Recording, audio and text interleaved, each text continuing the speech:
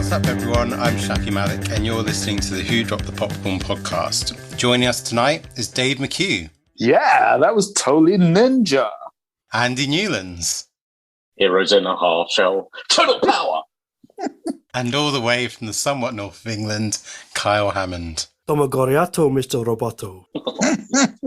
Here's your warning, we'll be going into heavy spoilers, so if you haven't seen the film, we thoroughly recommend you watch it before listening to this. Here's another warning, we are going to intentionally give some hot, spicy takes on this beloved movie, so please don't take it personally if our opinion offends you. Dave has chosen 2013's Ninja 2 Shadow of a Tear, written by David N. White and directed by Isaac Florentine. The film stars the legendary Scott Adkins, who plays Casey, a master of martial arts who seeks revenge on those that have murdered his pregnant wife. So usually I say that the premise is simple, but tonight is going to be different, as we're going to be switching it up for this episode. This all came about when I found out that Andy has a strong dislike towards this movie. So instead of a mild-mannered discussion, the gloves are out and we're going to stage a formal debate on this movie. So here's Kyle with the announcements. In the blue corner, with his trainers Joel and Ethan Cohen, fighting for this movie. A Scott Adkins fanboy and part-time stalker, the fighting pride of St John's via Crystal Palace, London, weighing in at, I guess, 240 pounds. It's Dave, the devastating turntable slave McHugh. Yeah! What is going on here? And in the red corner, with his trainer James Mangold, fighting against this movie. The misery guts of this podcast, weighing in at, I guess, 168 pounds, all the way from the dangerous hoods of St. Peter, Andy John Wayne Newlands. The fighters are ready. The fans are ready. My copyright infringement-free announcement is ready. Let's get ready to mumble!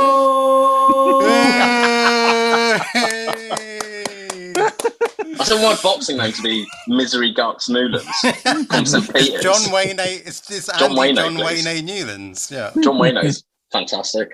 What's the best joke in this whole podcast? Right. So here's the rules. The debate will be split into 3 rounds. The first round is discussing the story. The second round is that won't take long. Is talking about the acting. And yeah, the third won't take long. The third is about the action. So Kyle has mixed opinions on this film. So he's going to be the judge and will decide at the end of each round who won between Andy and Dave. And it's up to you both to turn his opinion to yours. Goodness me. I'm going to be the referee and will invigilate the debate. I don't want biting, pulling of hair, or kicking in the bollocks. If I hear Dave say the words, I just can't explain it, he'll automatically lose the round. Yeah. Same goes for Andy. You can't just shorthand an opinion by saying it's so shit. Yeah, fair enough. It is well shit, though. Right, firstly, both Dave and Andy will do a recap of the film separately. So, Dave, it's your turn first. Over to you. Wow. Okay, so this is the first time I've ever done this. But I really, really love this film. So it opens with a kind of black and white documentary thing, which may look a tiny bit corny, but it is pretty cool as it has the ninjas in it. Then it's got the training montage where we get to see Scott, Casey's amazing skills. He's fighting his wife. Then he makes a funny joke about his marriage. Okay, so it's really, really nice. Sets the tone. And then... I'm so bored already. What are you laughing at? Okay, what are you dicks laughing at? As the referee, Andy, you cannot interrupt. All right. Okay. But for the record, it's already dull. Okay, yeah. Then these 2 punks try to rob him. He fucks them up. Shows he could have killed them, which is cool. Anytime you hold a knife to a dude's throat, it's I could have killed you, but I'm not. And he lets him go. And then his wife is at home and they're in bed together and she's like craving seaweed and chocolate. He goes out to get it. He forgets his wallet. And then he comes back to find his wife is dead.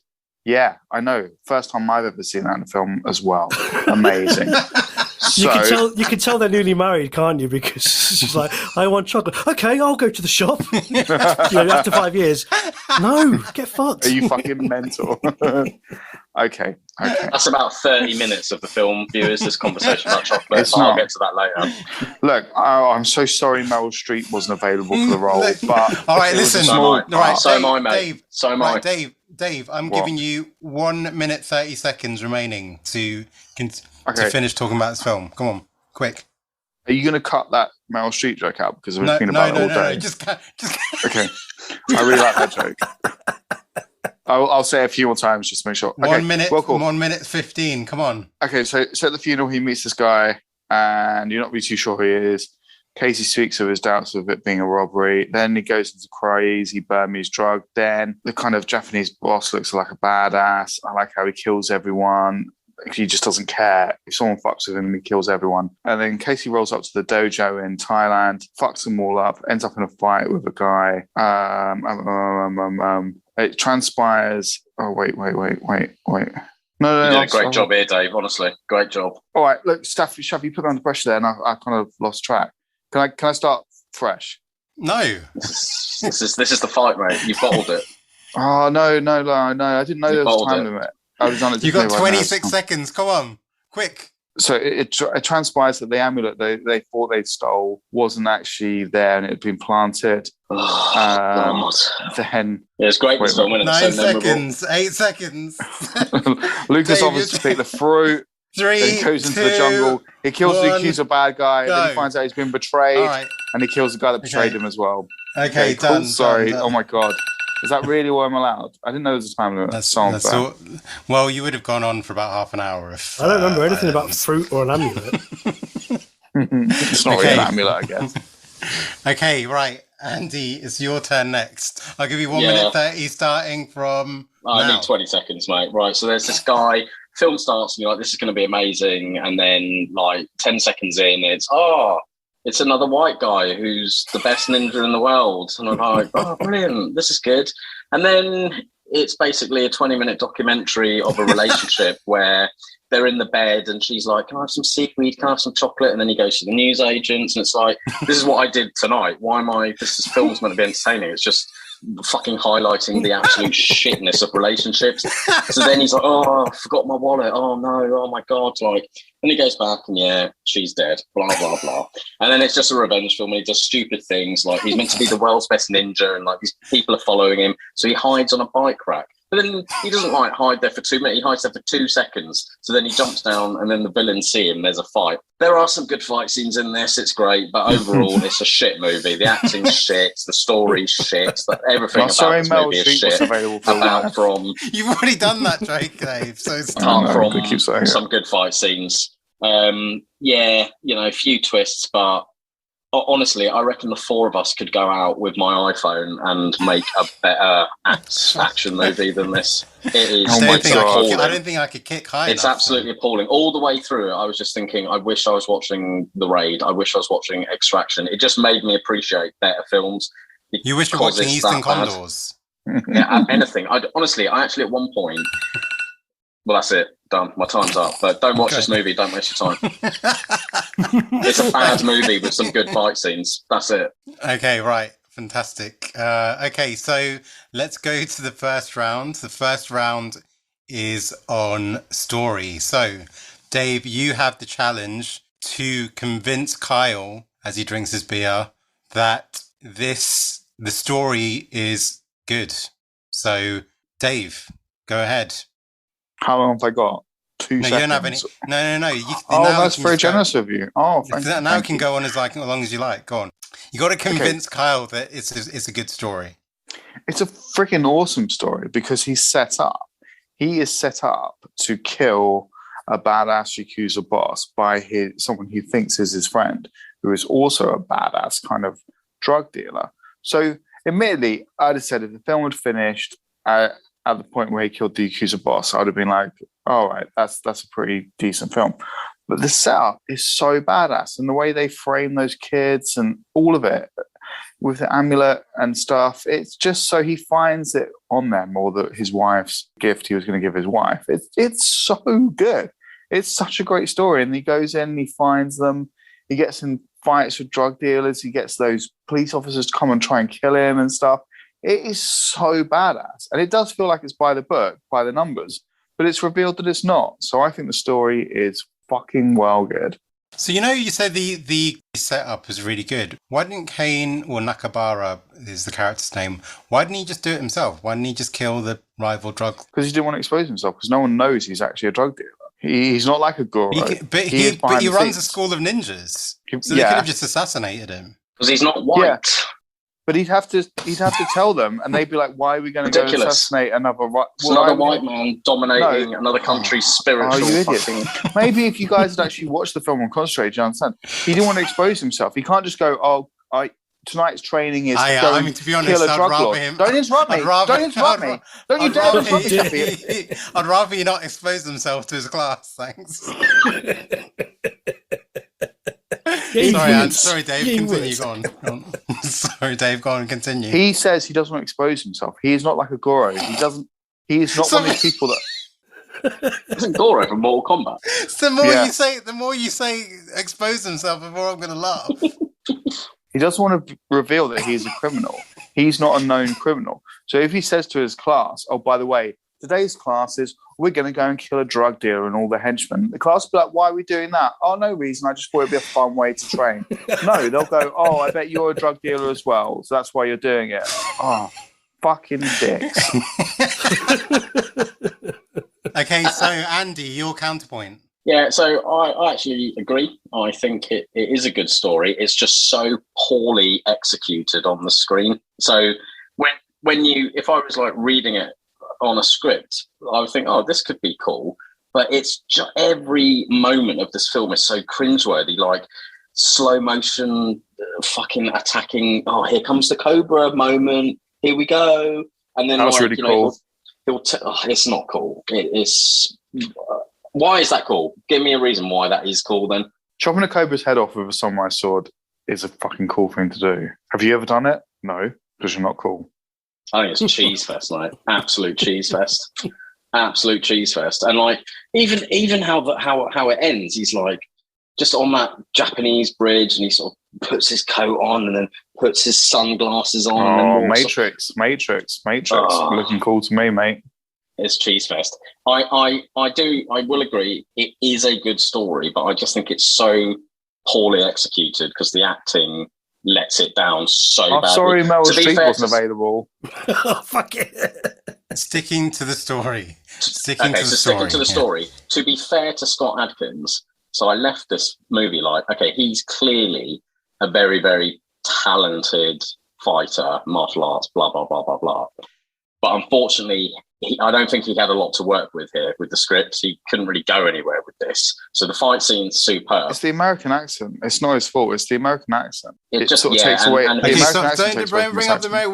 We're not at that part yet. So let's go back to the story. So yeah, I don't really honestly. Then we both agree the story's great. We both agree the story's great. Well, the story is great, but as it's poorly executed, and I'm not like when I'm watching this. You can have the best story in the world, but if it's poorly executed, then it's bullshit. And that's one of the reasons I think this film's bullshit. When you say poorly executed, you mean in the fact that the acting wasn't convincing in order to execute that story?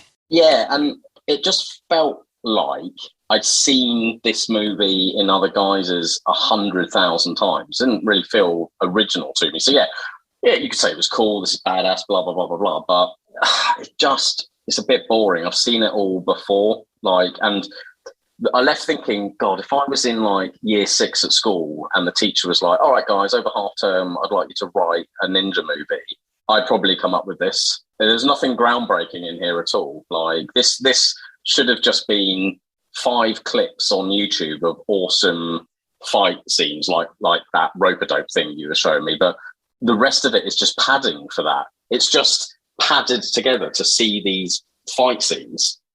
That in the end just like you're so bored by the story because you're just getting like, oh, that was cool, that was a cool fight scene, and then you've got 20 minutes of some like insanely poor actress talking about how hungry she is for seaweed and chocolate. That literally what only the lasts. fuck? Does that only last for like 2 minutes? Yeah, but Yeah, it feels man. like it's going on and on and on and on. It's just and then he's like, oh, by the way, I'm just going to go to a jewelry shop for 20 minutes and like I'm going to buy the happy pendant, and then happy pendant, and it's like, oh, fuck Pendant. off, mate, will you? Just get to Pendant. the fight. That's the word I was looking for. It is a pendant, isn't it? Yeah. What did you call it? You got an amulet. An amulet. Nice. nice. Got an mate. ambulance. Yeah. I thought you said ambulance as well. I was like, what's he talking about? I just think the story, like when they wrote it, it could have been awesome, but It just was fucking awesome. wasn't.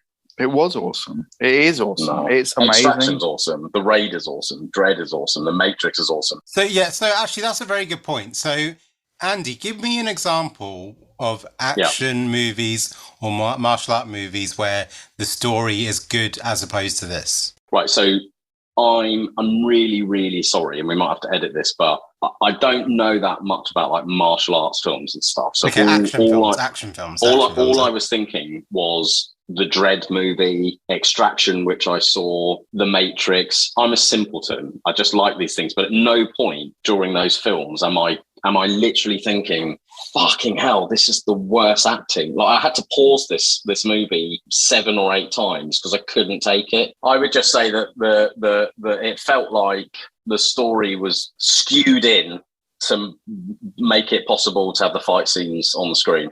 Yeah, I mean, it's interesting. Like, there are a lot of kung fu films that aren't particularly amazing stories or particularly amazing acting, but not all of them. I feel sometimes that, I guess because of my insane love for kung fu, that I can ignore the story and the acting for the kung fu. Well, I don't want to come across at all on this podcast like I'm slagging him off, because he is clearly a very, very talented fighter.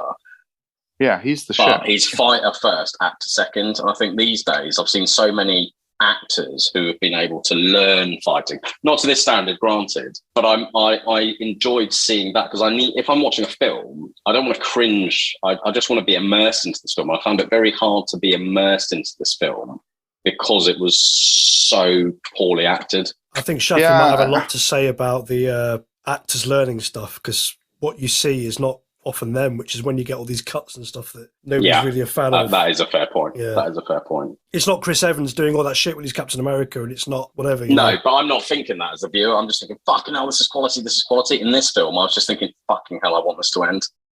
Scott Adkins takes it to the max more than any. Well, this is an outrageous statement, but Scott Adkins takes it to the max more than any Western guy has ever done, and I will put that out there. I don't think that's really that spicy. You saying that? I think no one like these guys in Hong Kong and stuff. When they finish filming, they go home like they've had a fight. They will feel like they've had a fight. And Scott Adkins gets thrown over that desk. He gets kicked. He is like Jackie Chan. He is such a fan. He is such a fan. He is willing to go to that length that the other Western actors, frankly, aren't. And he is the man. He really is the absolute man. And I love him. I absolutely love him. I absolutely love this guy. And when he talks in his own accent, it's so good. Those viewers that don't know that Scott Adkins has his own YouTube channel. I think I mentioned it on this podcast before. He has his own YouTube channel called The Art of Action, where he interviews fellow actors and stunt coordinators and stuntmen and all that stuff. But one point he made is that regarding like comparing himself to an athlete, let's say like a boxer or an MMA fighter, he says that those guys, they basically, when they fight, that's like 12 rounds. So it's like maximum an hour, like an hour's workout. But when he's making a film, he's there practically day and night doing like a fight. So he's basically, it's exhausting, because, you know, he's just imagine having to sort of do all those moves for hours and hours on end. Yeah. Yeah. Okay. So yeah, we've gone off topic about that story. So yeah, anything else? Okay. So, but let's finish the discussion on the story. So Kyle, who has won that first round on the discussion on the story? Well, firstly, I'll give my opinion, but then I'll give my decision, ignoring my opinion. No one asked for your opinion. Well, this doesn't sound like an impartial ref. No. I just said I'll give my opinion, ignoring my own opinion. So I didn't think the story was great, to be honest. I watched Ninja 1, and I thought Ninja 1 had a way better story. Although Ninja 1 was, inferior in the action and the acting. I thought it had a better story. Yeah, I did like the twist, but the rest I was just like, yeah. Do you want to talk about fridging, Shafi? Yeah, so basically, fridging is basically...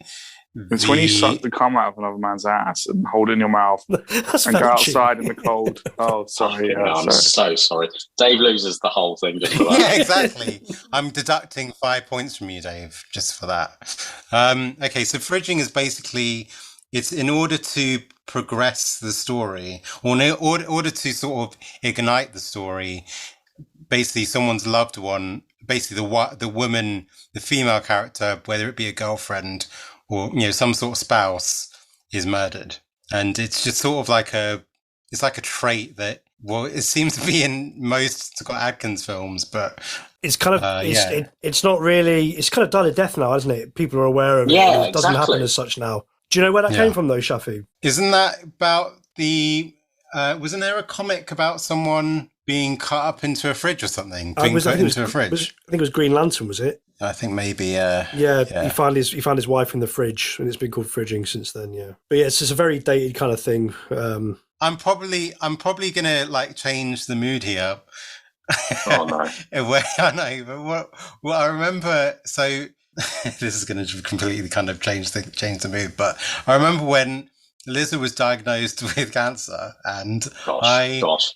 Sorry, and then I was very sort of moody and, listening to sort of ambient music, like in my ears. And then as I was going through every good job it wasn't your eyes. Right, this is the most Shafi's ever opened up, so let's not cut him off. Oh, mate, I know. I'm sorry. It's all right. I've known him 35 years, man. Ricky Gervais over it. Shafi's just laughing his ass off. That's kind of weird. I'm freaking out. I've been waiting about 2 years for Shafi to say anything emotional. This is why he doesn't open up, because that's the wrong response, Shafi. Your emotional points are wrong. Well, you're the ones aren't helping with the, anyway. I'm trying to help you. I'm asking you every day. Do you want to go for a walk down St Catherine's Pier? The last time Shafi said anything emotional was his wedding, where he says, "I know it's against tradition, but I love my wife." And honestly, people stood up and left. They're like, "This is not traditional. I'm leaving." Including me and Dave. I'm not having this. That never happened. I know. Nunez and I got up and went straight back to the pub. Oh my god! And then Shafi's dad's like, "Where have you been?" Drinking as well. Yeah. Right, back to Shafi's misery. Exactly. Yeah. So back to my misery. But I remember, so as I was sort of listening to all this sort of soundtrack music, I was looking at every sort of type of film, and everything had the plot of a wife dying. I was like, that's the only way. I was like, that's the only way. That seems like a trope now. In order for like a male character to sort of emote or anything like that, is about kind of like a dead wife. I was listening to the soundtrack of The Grey and the twist at the end. Yeah. Oh, gosh. Solaris, that the wife commit suicide in that. Gosh. I was like going through it going, oh my god. So let's start round 2 on that bombshell. Oh no, I didn't give it a winner. Oh yeah, you didn't decide. Yeah, go on. Yeah, so ignoring my opinion, I thought it's really close, because I thought I was decided, but then at the end they both did one-liners that I agreed with, but it's Dave. Yeah! Oh, wow. In your face! But, I mean, to be honest, Andy didn't do a really good job, because he kept on going, yeah, I actually agree with you, Dave. So. Well, yeah, that was it, yeah.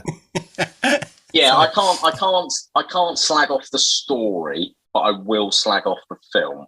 Okay. So fair play. All right. Okay, so round 2 Congratulations, is about... Dave. Thank you. Round 2 is about the acting. So we'll give it to me now, because there is no denying how shit it is. Oh, sorry, Meryl Streep wasn't available. Fucking hell. I don't get why Kyle laughs each time. That's what I don't get. That's the joke now. That's why it's funny. Look, I'll tell you what. Let's not even discuss it. Okay, yeah, Newlands wins this round. No. That's rubbish podcasting if you're just going to, let's not discuss it. If we think about some of the greatest films of all time, so you've got Death Becomes Her, Out of Africa, Sophie's Choice, Mamma Mia, The Devil Wears Prada, The Iron Lady, films like that. Jesus, really strong. Carl, it took you ages to realise who we were talking about. Fucking hell. Don't forget The Deer Hunter, you massive bellend. Sorry, I won't. Or Into the Woods. Sophie's Choice. Are films. Yeah, these are films River where Wild. you can go, yeah, absolutely. The Prom. I can go all day, mate. Babylon, Let Them All Talk, 2020. Holy shit. This is by far, and this is my big statement on this. And I'm so sorry. Like this is mental because normally this podcast is full of laughs and stuff. And my role tonight, unfortunately, is a very negative one. But this is by far, and I think you'd be fucking far pushed to try and find a film with worse acting in than this one. I can't, out of all the films we've watched. So let's say we've watched like 12 films on this podcast, or 15 or whatever it is. I don't think it's like 20 now. Is it 20? I don't think the quality of the acting has come up once. They've all been acted like if I think of films like Jalak 2 or The Wailing, like that, fucking hell, that is so good in terms of acting. And then you compare it to this shit. It's unbelievable. Like just think about that little girl in The Wailing, like how good she was. Yeah, then compare it to the wife in this film, right? Oh, sorry, I don't really have to say anything more than that. Fucking hell. It was a tiny part. Like, I tell you what, they were all better They were all better than Patrick Bateman's mate in Ford versus Ferrari. Now that's the worst acting we've had. So for the viewers, he is referring to Josh Lucas. Yeah, who was on the dole for 20 years. He was in the Hulk. Nope, that was Eric Bana. Anyway, look, I'd have a career as a professional lawyer if I could somehow win this argument for the acting in this film. I will say, yes, the acting wasn't the best. And I guess I'm just such a fan of how good the fights were that I can see past the acting because it doesn't really matter. It just doesn't really matter to me. But I think Scott Adkins is a good actor. The rest aren't, but Scott Adkins is a good actor. But the fights are just so good, it doesn't matter. That's the thing, Dave. So, like, for someone like... So, obviously, I'm not... it's I've got to articulate this correctly. So, obviously, I'm, just a geezer. So, I like watching fights like this on the screen. You can't not be entertained by this. No. And obviously, you're a massive fan of it. But just for your... Wow. But when you're just an average geezer, these fights on their own doesn't bring the film over to, oh my God, you've got to see this film because of these 5 scenes. Because you're just bored. Honestly, believe it or not, I can see it. It's like, for Shafi and I think our love for Kung Fu cinema is just so off the chain that we can forgive certain things. Whereas I don't think you or Kyle share that love for Kung Fu cinema. So for me, I'm just watching this going, wow, this is really, really impressive. But I'll just say to sort of support Dave's argument is that I think there's a difference between an actor who can deliver a line and an actor who actually just can hold a screen really well. So, for instance, and then I think a lot of the martial arts like icons, it wasn't really about how they could deliver a line. It's really about how good their presence seems on the screen. So that's why Bruce Lee is Bruce Lee. It's it's why Arnold Schwarzenegger was Arnold Schwarzenegger. It's Arnold Schwarzenegger possibly some of the a lot of people used to take the piss out of Arnold Schwarzenegger regarding his acting ability. I mean, it was a whole character in The Simpsons, wasn't it? Wolfgang, what's his name? Wolfgang. But if you watch that last 20 minutes, if you watch the last 20 minutes of Predator, he doesn't say a single line. But for me, that is like incredible acting, Yes, it is. And I think regarding this film, I think both Scott and Kane can really hold a screen. They can. The camera loves them. And we love watching him. But that's sort of my point regarding that. Well, I think Arnold Schwarzenegger was taking the mickey out, but has finally been appreciated. Like, if you watch all of Predator, I think the start of Predator, I think Arnold Schwarzenegger shows his acting ability when it's like, I can't tell. It's the best he's ever looked. Like that. He looks amazing, and he's the way he never blinks. He just looks terrified. When Arnold Schwarzenegger looks terrified, it's so good. And Sylvester Stallone is an absolutely fantastic actor as well. And it's weird. Like, these people are taking the piss out of because of snooty people. And I think you're braver if you say, I think Arnold is a great actor. And I think Arnold Schwarzenegger is a great actor. Okay, what's the third round? I've not decided yet. Wait. Hold up, mate. I'm sorry. So Andy and Dave, have you got anything else to say about the acting? I'm sorry, Meryl Streep wasn't available. You fucking always falls for it. Kyle always falls for it. I swear, Dave, you should just have Kyle follow you around in life. Like, just because he seems to laugh at all your jokes, like, voluntarily. I don't see him all the time like you guys do I? Fucking hell. You're not bored of me. You're like, yeah, what else? So, yeah, no one else has anything to say about the acting? And please don't say Dave. I just, on recollection, I can just think of so many characters where I was like, oh my God. There's only about 4 actors in it. No, there's not. There's everyone. When the cops come into his apartment, and that is fucking awesome. That is so awesome. When the cops come into his apartment, that is fucking so good. That actually reminded me a little bit of the opening sequence to Precinct 13, District 13. Oh, fuck. District 13. District B13. Yeah. Oh, my God. He actually looks like the guy as well. It's fucking incredible. So, Kyle, what did you think of that round? Do you want to say your opinion of the acting? My opinion, I agree with my choice. So it's the acting is not good. So yeah, okay. Andy wins. So Andy wins that round. Yes. An easy win though. An easy win.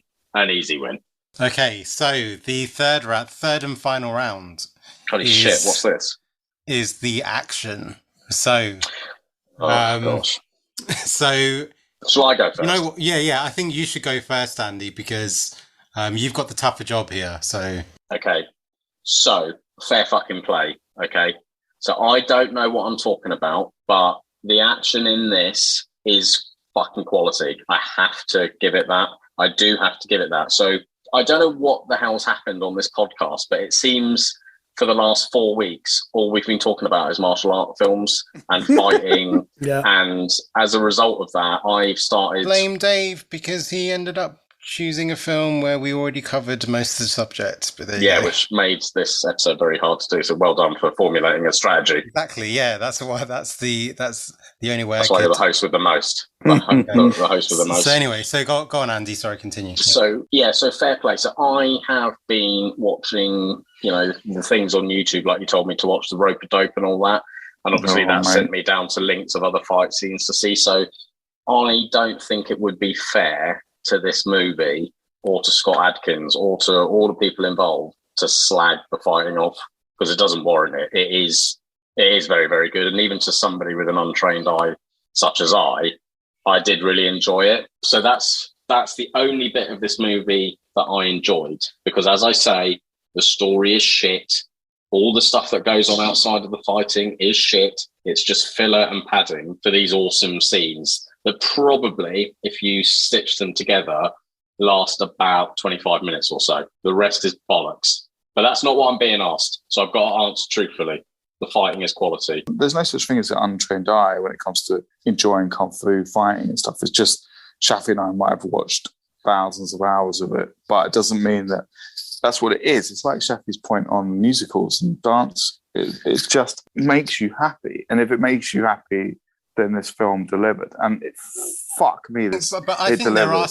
there are some people who just sort of watch anything martial arts, and their sort of brain switches off. They don't want to.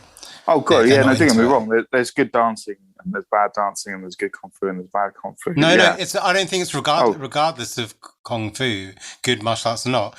But I'm pretty sure, Andy, sorry to drop you in it, but I'm pretty sure Jen didn't enjoy the raid. Is that right? Or I remember she said something like that type of fight. Like don't get me wrong. Like I personally, and I'm probably wrong, but I didn't feel there needed to be that many fight scenes in this film, which is at its basic level, maybe a stupid thing to say, but I was getting a bit like, okay, another fight, and you watch it. I'm not as excited, and I'm not thinking, oh my God, this is badass, this is quality, this is cool all the way through. But I appreciate that I could spend the next 20 fucking years trying to do what these people are doing and not be able to pull it off. So I just don't feel I can slag it off, but I wasn't massively entertained. And for me, watching a film, the whole point for me to watch a film is to enjoy myself, switch off, relax, and be entertained. Oh, sorry, Hugh Jackman wasn't available. So, Dave, Andy's not doing a very good job of defending his corner. So I'm gonna do your job, because I actually, I'll sort of support you by saying that. Hold on, Shafi, you're getting cancelled on Twitter, mate. If you carry on. I know. Yeah. That's the thing. So sorry, Action Twitter, don't at me. Or if you want to at me, you can. But anyway, but I think. I mean, I know I'm very much against the grain here, but like, I think one thing is that I was thinking about this the other day regarding, like action films and sort of martial arts films and stuff like that. I prefer it when your hero is semi-losing a fight. It could go either way, either kind of whether you kind of watch it thinking there's a chance he might lose this fight. I agree. Scott Adkins' character, Casey, he's just 100% untouchable. Yeah. And I think that's sort of what I was talking about Taken the other week. It makes it feel like it's going in a straight line rather than, but then again, there are some action films where, look, a film that I've found myself rewatching are the Equalizer films.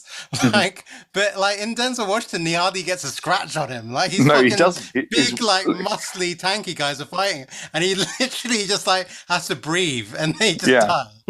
He's literally less scratches than Roger Moore on him. Honestly, it's insane, isn't it? It's great, mad. But it's so satisfying, though. I don't know why.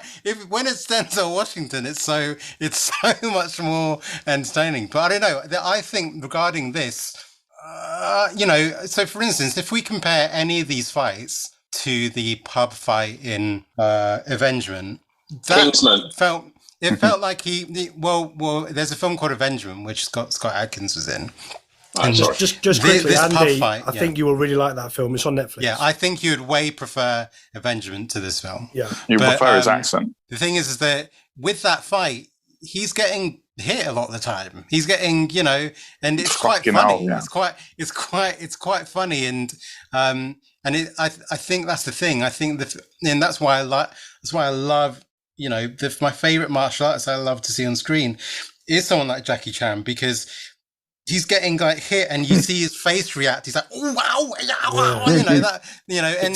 what, kick to the ball. He's like, "Oh," and that's the thing.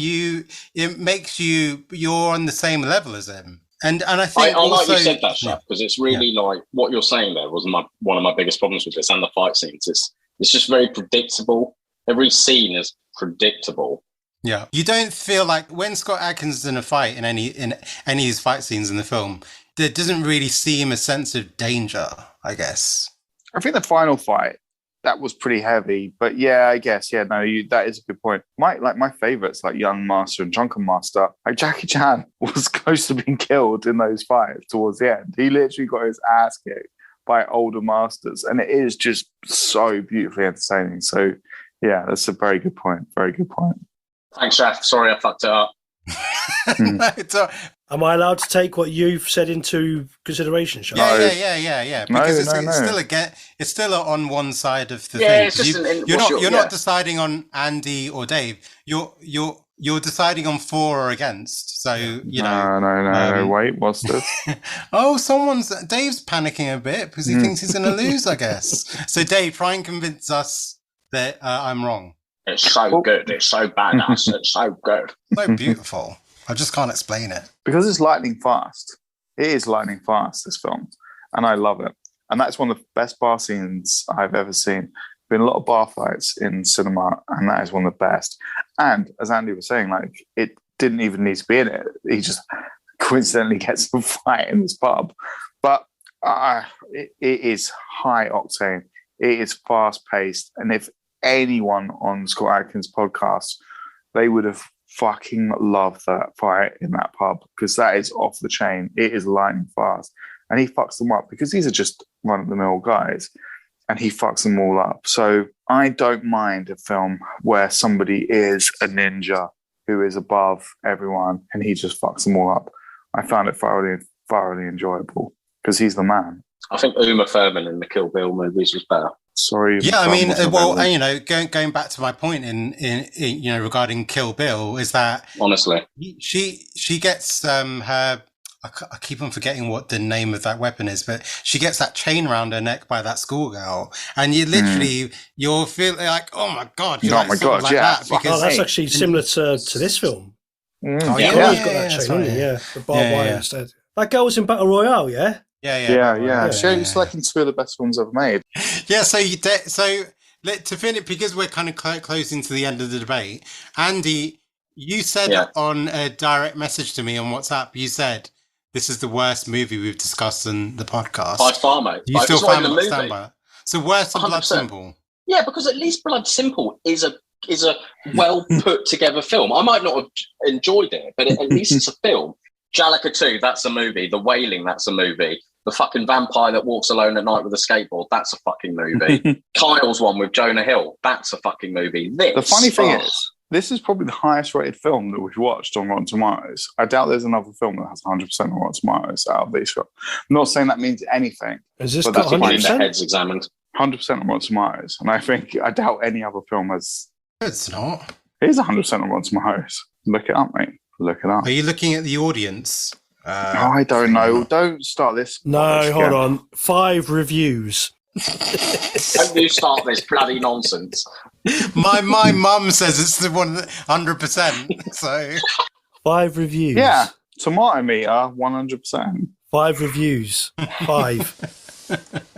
I want this podcast to go back to the days where we were watching fucking films like Buckaroo Banzai, traveling through time with a pineapple and stuff. Like those were movies, interesting, deep movies. And now we're watching Scott Adkins and his dead wife, who's never been to an acting school, who's hungry for seaweed and chocolate.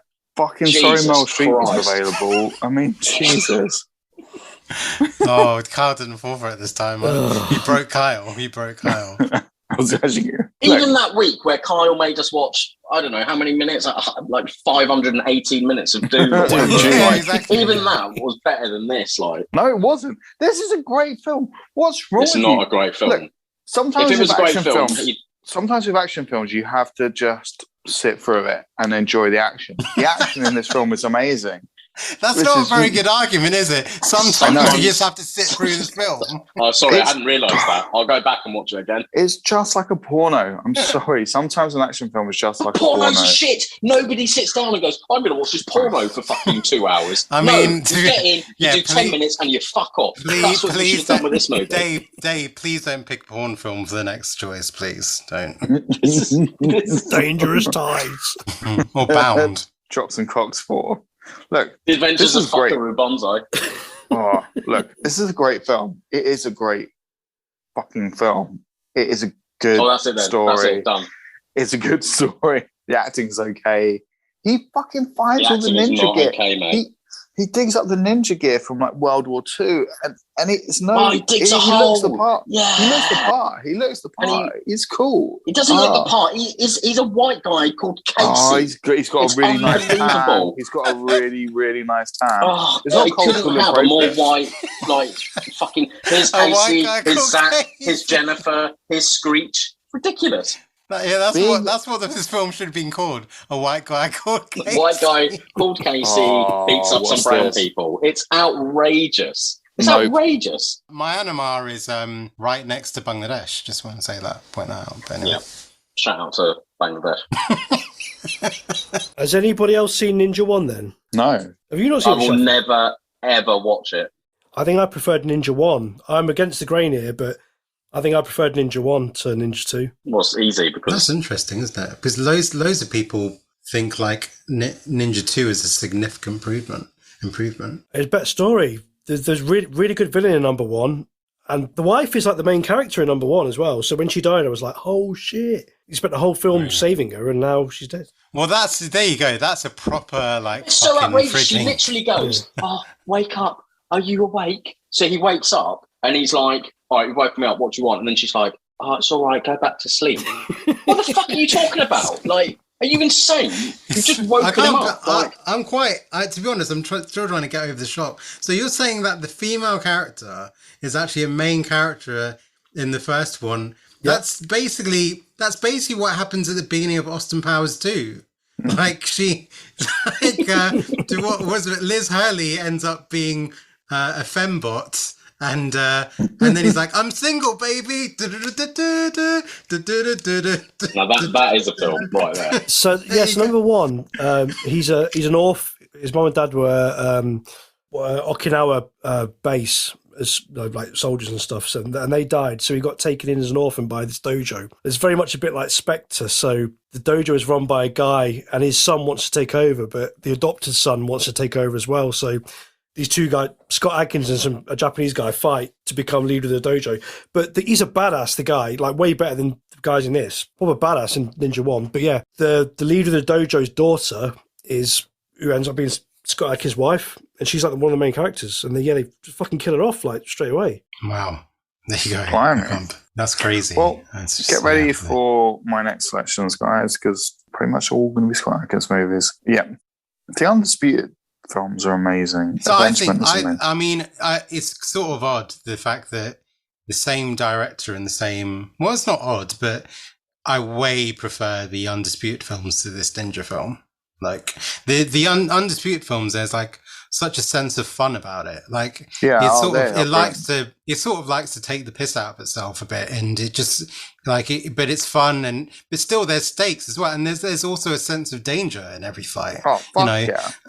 So I think I don't know. I feel like it's interesting. So I mean, I guess we'll let Kyle kind of decide the round, and which means we'll end up deciding the winner. But looking at the comments, we got a huge response. Really? to this film. We got loads of comments about this film, and practically everyone's bowled over by this film. The Debt Collector is such a good film. Yeah, like, I love the Debt Collector films. I love both those films. That is an 80s buddy movie that is up there with any 80s buddy movie. It is so good. Yeah. And the second Debt Collector 2 Kyle, you fucking brilliant as well. Films. Kyle, honestly, please watch The Debt Collector. It is They're both so on Netflix. Funny. It is so funny. I was saying to Shafi, I'm really bored of action movies now because we've just done so many.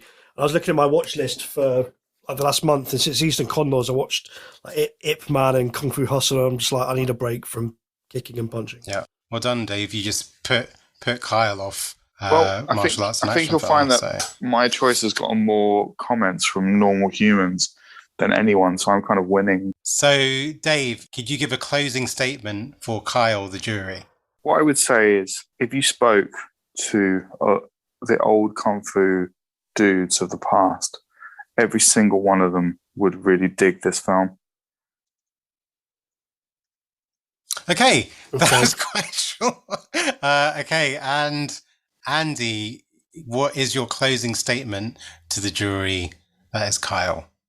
Good film should contain fresh story, interesting character development, be enjoyable, touch your soul in places. This film just touches nothing apart from the fucking rubbish bin that the fucking box that the little VHS tape comes in. It should just be shitted out straight into the watched it on VHS? Don't bother. It's fucking bollocks, mate. You should watch The Wailing, Jalaka 2, Jonah Hill film that Kyle did. These are the films you should watch. If you haven't listened to any of our other episodes, go back and listen to them all, because there are some great films that we've reviewed. This isn't one of them. Okay, so now it comes to Kyle's deciding vote. This is the third round. So just to recap, Dave won the first round regarding story. Andy won the second round regarding acting. So this is the deciding vote. Who is going to win the for and against argument for Ninja Shadow of a Tear. Kyle, over to you. Oh man, I thought the action was pretty decent. It's my opinion first, and then I'll ignore that, and then annoyingly Shafi's helped Andy out, but I thought the action was good. There was it's a bit repetitive though, like spin kick, dislocate a bloke's elbow. Yeah, that's every kind of fight seemed to have the same bits. I thought Avengement was the fights in Avengement were a lot better. That was more kind of gritty rather than kung fu. That was more pub fucking each other up. Yeah, exactly. You've got a big body of work to compare this to. But yeah, I mean, there were some good fights. The fight against the lieutenant, is that Tin Man?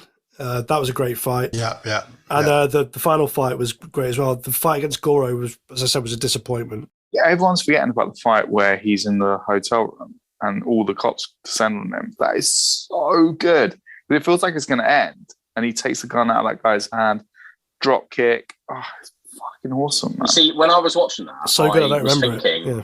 I wish I was watching, because the same scene happens in Extraction. And Extraction does it so better. Wow. Honestly, I will watch Extraction now. Is that the Chris Hemsworth one? Yeah. Blimey. All right, I will watch that. I'm not sure you'll like it, Dave. I liked it, but I'm How not sure can you'll the guy like from it. Home and Away be better than Scott Adkins? I just don't get it. He's What, too busy. Scott Adkins, the guy from EastEnders. Yeah, at least he's from the streets. Shafi, did you like Extraction? That's why I was doing the thumbs down. I didn't see it. Is that because all the Bangladeshi guys die? It's pretty much the white savior. Yeah. Is there any music in this film either? I don't even remember the soundtrack matching well or being good. No, I don't remember in that vampire film. The fucking music in that's party and stuff. But this film didn't have anything. Yeah, it just lacked. I don't know. It was just lacking everywhere. But yeah, my choice. I'm going to give it to Andy for this one. What? Whoa! Sorry, Dave. She took my money. Yeah, I believe. Wow. That is us cancelled on Twitter as well now. Sorry, Yeah, Action Twitter. Yeah. Wow. Okay, that's a 10 for the books. No, it's my fault. I thought I'd really like this film, and I just at the end of it, I was just kind of like, meh. Yeah, that's the problem with this film. No, it's an MEH film. Meh. So I watched Ninja 1. I watched Ninja 1 and thought, apparently Ninja 2's a load better. Watched Ninja 2. Dave, I tell you what though, because a lot of the people, my Twitter friends, I guess, they oh, you're so popular. They love this film. So then when the film finished, I was like, did I watch a different film to them? I was like, did I watch a different film to Dave? I was like, maybe I should just rewatch it, but I didn't really have time to rewatch it. But I was just like, really, that was the film everyone was talking about. Had you not seen it then before Dave announced it? No, I hadn't. No. You had the DVD. Shafi never slags off films. This is amazing. Well, I'm not slagging it off. I kind of felt like there was something wrong. Shafi is a legend. Shafi is a legend. So listen, no. I kept on thinking maybe I was just in a bad mood or something. But I was just I just wasn't that engaged, and and I think I pointed out why that it just felt like it moved in a very straight line and there wasn't really a sense of fun about it. It was and I mean, there's no jokes. There's no jokes in this one, that's for sure. But then again, the raid isn't a. Oh, I'm sorry, Richard Pryor wasn't available.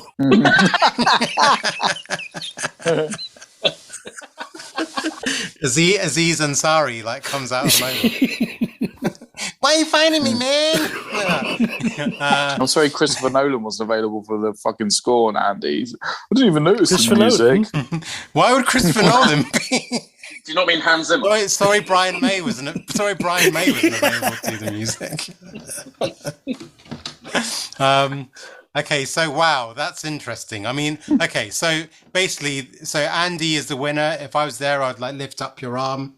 So congratulations to Andy, commiserations to Dave. But Dave, something that will make you feel better is that most of Twitter agree with you. So I'll read out their comments. And Dave, you've won a box set of Meryl Streep's best fucking films, which is on its way to St. John's. So congratulations. Andy, you kind of went a bit easy on Dave. I thought you were going to go really fucking... Yeah, man. I think your rant about Blood Simple was way more You still won, though. Still won. Yeah. He still won though. So anyway, let's start with these comments on Twitter. So at Andy Gorham, really good guy. It's one of the best pure action martial arts movies of the last 15 years. Everything that was missed in the first is fixed, and some of the best fight scenes of Adkins' career to date. Must watch. Okay. And then our good friend Michael Scott, who I guess, we're talking about someone who is one of the biggest, or probably the biggest Scott Adkins fan ever, because he's doing a Scott Adkins fan podcast. But he says it's one of the best ever, man. Not my favorite Adkins, but might be the movie that utilizes his skill set better than any other. Plus, the legend of Tin Man starts here, and Kane Kosugi rules. I mean, it friggin' rocks. What more can you say? Tin Man is the general, isn't he? The lieutenant that he fights before he fights. But also, he choreographed all the fights as well. Okay. And basically is like long-term collaborator with Scott Adkins on like all of his sort of action direction and choreography. So at Brad Curran, sorry if I mispronounced your surname, but it says best ninja movie of all time in my book. Wow. Fuck no. And the fifth member of our group, Lindsay Wilkins, says from memory. Yeah, exactly. Yeah. Lindsay says, from memory, a lot of people get kicked in the face. It's just pure action and doesn't stop moving. It's great. Damn right. What a legend. Aaron, so at Kickass. Lindsay, if you're listening to this, can I just the bit where he goes to the newsagents for 20 minutes? I felt it did stop moving. Well, to be honest, his wife stopped moving when he got back. Oh, no. Wow. Lindsay, if you're listening, feel free to kick Newlands in the face next time he's in. Enjoy it. That's some dark humour, Shaffer. She doesn't exist, mate, so it's fine. So, anyway, Aaron at Kiss Asvargas, he's a really good stunt star in the making. If you go to his Twitter handle, he has all these amazing videos of him sort of practicing different martial arts. So he says, let's just say Florentine is the real fucking deal when it comes to martial arts filmmaking. And who's Florentine? Look, Isaac Florentine, the director. Oh, okay. So Chris Barreras, another really cool guy on like the action Twitter sphere, he said that top 5 Adkins and his fight with Tin Man is one of the best of his career. Top 10 martial arts films ever. Wow. Wow. Top 10 martial arts films ever. But there you go. That's it. Well, there you go. Thanks, Chris. You disagree. Well, I mean, it's someone's opinion. Someone might. It's like, what flavor do you like? What flavor ice cream do you like? An old guy chats about movies at JM16541 says, great fight scenes, but suffers from an abundance of melodrama. There you go. I really like that. Yeah, I wish I'd said that. He is moping, isn't he? I've got to beat up these guys because that's the thing. He doesn't really change his facial expression that much, but there you go. That's why Avengement is so good, actually, isn't it? Because he's kind of like, fucking come on then. I just love it. Fucking come on. Yeah. Right, so our good friend Scott Wiley from the Action Addicts podcast, as a former black ninja ranger who played an American, now playing a ninja master, fighting against a British man playing the American ninja. A man who has a busted knee, a damaged back, and a crippled leg, performing choreography backwards, still looking flawless. Fucking yeah. Yeah, man. he fucked his back up, didn't he, during filming? Tastes for max, like no other Western star ever has. At JMJ Action Flicks says, in my opinion, it's best described as a glorious hyperkinetic 80s canon film on steroids. At Clark Parkhurst says, I love the action in this film, but struggle with the decision to send Adkins Casey down a very dark personal path.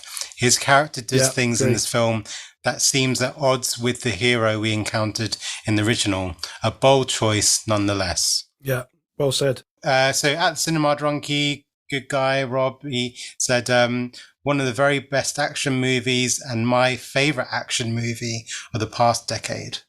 Wow. Fuck me. Fuck my ass. This is incredible. So I think as Shafi's been cancelled on Action Twitter, Dave should probably take over. Yeah. If Dave could actually figure out how to use fucking Twitter. But anyway, so and I think the last one order it's going in. That's why I never get the jokes. I always read in the wrong order. Anyway, sorry. To get to the other side, why did the chicken cross the road? It is. That's why. I'm reading which celebrity's been posting it after the fact. No, it's so complicated. I just don't get it. At Carlos 74K says, great course correction after the, for me, disappointing first film. Embraces the nutrients of its core concept. Love it. Yeah, so there you go. I think that's it. So thank you very much for getting in touch with us. Yeah, that's awesome. Wow, thank you. But yeah, a big response. So yeah, Dave, you're not alone. So don't feel bad that you lost this contest. So there you go. Yeah, I didn't even lose it, to be honest. I don't care what anyone thinks. It is fucking awesome, this film. It is awesome. Whatever you want to do, if you just want to... I would never, ever in my life ever just fast forward between the fight scenes of an action or kung fu movie. I've never done that because you have to watch the film. But it's freaking awesome, man. It's so good. It's so good. And the other stuff doesn't matter. Great. Okay. Well, that's great, but you still lost, Dave. So let's do our one-word reviews then. It's the one-word review. The one-word review. The one-word review from us to you. Except for Carl, who says, "Oh, that's fucking quality." Andy, let's start with your one-word review. Tripe. I'm getting hungry now. Dave, what's your one-word review? Winning. And Kyle, what's your one-word review? 3 or 4 words. I thought it would be better. I thought it would be 6 words. I thought it would be better. Yeah, great. Okay. And then Shafi, you're not getting away with this one. What's yours? Can I use 2 words? And it's blunt weapon. So okay, great. So yeah, so our next film choice is going to be from a very special guest. You guys probably already know him and love him. We all love him and know him. He's very kindly agreed to be on our show. I know he's a very busy guy. He is from the Action for Everyone podcast, which was previously the Adkins Undisputed podcast, which he'll probably listen to this episode and want to murder us all. But we're gonna have the legendary man himself, Michael Scott. And Mike has left a message for us to tell us what film he's chosen. Hello, everybody. This is Mike Scott with the Action for Everyone podcast, and I am super stoked to be joining the boys on Who Dropped the Popcorn. And for my pick, we are going to be talking about Big G, the King of Monsters, Gojira, Godzilla himself, as we take on Hideaki Anno's 2016 Shin Godzilla. Cannot wait to dive into this movie. Awesome stuff, man. Can't wait. Oh, yes. It's the Popcorn Postbag. Tweet us if you're feeling glad. Success or fail, send it in an email. Popcorn Postbag. Leave a like so we can brag. Maybe read it out on air. The Popcorn Postbag, yeah. Some feedback we've had. This is from Will. This is talking about the sound of... Sorry, we've been a while since we've done this, so we're going back a few episodes now. This is talking about Ford versus Ferrari. Yeah, this is talking about Sound of Metal. We have to do this because Kyle spent a week doing the jingle, so we have to do this. Great podcast last week. Love Sound of Metal. Watched it when it came on Prime. You guys did it justice. Thumbs up. Geeks. Cheers, right. Will. You geeks are a bunch of dicks. And then he also did, this is talking about, what is Justice episode. Will said, great pod, love the accents and you talking about the restaurants. Please can I request more of this from the gang? So he wants more accents and talking about the restaurant. So, all right, mate. All right. Looking forward to the Aussie episode. We had a comment on YouTube from Martin Johansson about that sounds like a Nordic name, and he was talking about the Riders of Justice episode. He said, funny review. Thanks. If you like Riders of Justice and Mads Mikkelsen, you might also like the other films by Anders Thomas Jensen, Adam's Apples, Men and Chicken, and Flickering Lights. So this is talking about the Easter Condors episode now. So this is from Andy Gorham, who we've already mentioned tonight. Awesome. As a lifelong fan and super into Hong Kong action, it's nice to hear others' perspective. And then Matthew Aseri, I haven't finished this episode yet, but it's always fascinating to me to step out of my own nerd bubble and hear how normal people react to classic Hong Kong action movies. This is very much worth a listen if you are an action film lover. Great job at Shaf1. And then in brackets, awesome. I've written, and Kyle and Dave and Andy. yeah, I'm sure we did. Fuck all those in it. Yeah. And then our friend of the show, Lindsay, has just finished the Who Popcorn Sound of Metal episode, and wonderful as always. Thank you, Lindsay. Cheers, Lindsay. You're a fucking legend. So nice. I can't get over it. Cool. Don't deserve Lindsay. We just uploaded the Turkey Shoot episode, so hopefully we'll get some good feedback on that one, because when I put into it, I think it's probably one of my favorite. Probably it's my favorite episode that we've done. I think Cool, right? So it's time to finish now. So I'll lead us home as such. This looks like, oh, you're getting emotional. No, it's just the end of the episode. It's all right. Literally thought he was about the person to tears. I thought you were about That's to the final podcast. Have you guys got anything to say before? I'm so tired that my eyes are like almost closed. Have you guys got anything to say before I read this out? Yeah, bad choice, Dave. Bad choice. Excuse me. Every other fucker in the world loves this film, except you three dickheads. So whatever. Fucking great show. Right. Okay, so yes, Kyle, would you like to send us home? Yeah, please get in touch with us. Please send in any questions, comments, praise, hate mail, or one-word reviews to the Popcorn Postbag. I'm just so fucking tired, mate, honestly. I'm going to miss you guys so much. I'm sorry. Sorry for doing a poo in my pants. I'm so that escalated quickly.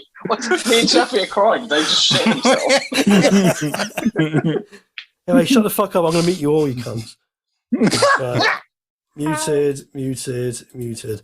Get in touch with us. Please send any questions, comments, praise, hate mail, or one-word reviews to the Popcorn Postbag at whodropthepopcorn@gmail.com. Or like, follow, harass us on Twitter at whopopcorn, or on Instagram at whodropthepopcorn.